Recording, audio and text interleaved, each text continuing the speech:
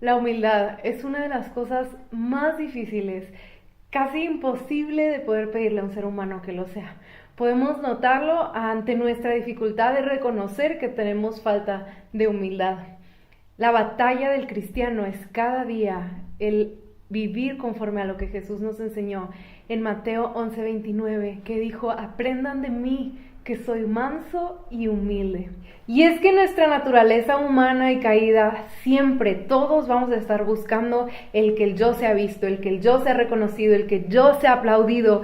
Y esta es la raíz de todo el pecado, el orgullo, y lo ha sido desde el principio y por siempre lo va a ser.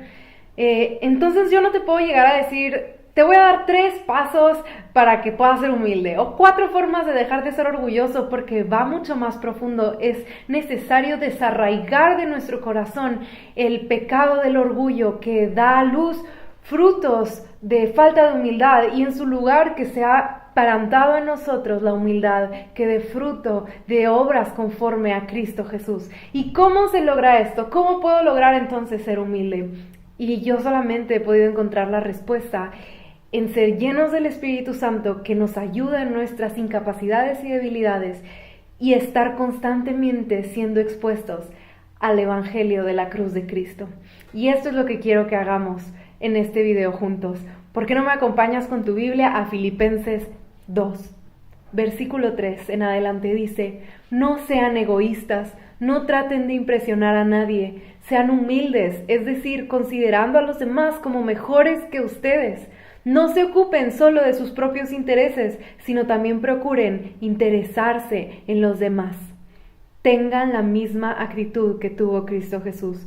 Aunque era Dios, no consideró que el ser igual a Dios fuera algo a lo cual aferrarse.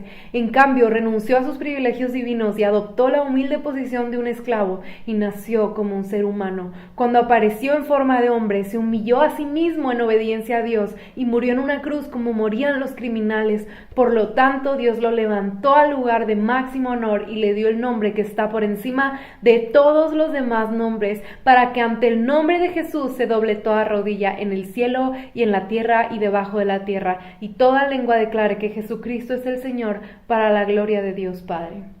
Cuando nos encontramos realmente con la realidad de que tú y yo estábamos perdidos en nuestros delitos y pecados, viviendo para satisfacer el yo y rechazando al Dios creador, pero que el Dios creador tomó forma limitada de hombre como la nuestra y vino a este mundo y vino a lavarnos los pies, vino a humillarse hasta lo sumo, lo más bajo de lo bajo, en esa cruz del Calvario, clamó por nosotros que lo estábamos crucificando y que lo rechazamos. Padre, perdónalos porque no saben lo que hacen. Cuando entendemos que el rey se hizo siervo, que el rico se hizo pobre, que el león se hizo un cordero y fue llevado en silencio al matadero, que el Dios creador murió en un madero, no hay otra manera de responder que diciendo: no sea a mí la gloria, sino solamente a ti, Jesús, solamente tú eres digno.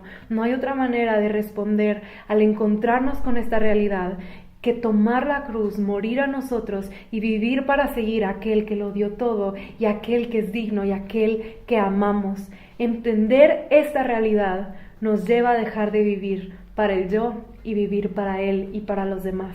Como dijo Pablo en Gálatas 3:20, con Cristo estoy juntamente crucificado, y ya no vivo yo, mas Cristo vive en mí. Y lo que ahora vivo en la carne, lo vivo en la fe del Hijo de Dios, el cual me amó y se entregó a sí mismo por mí.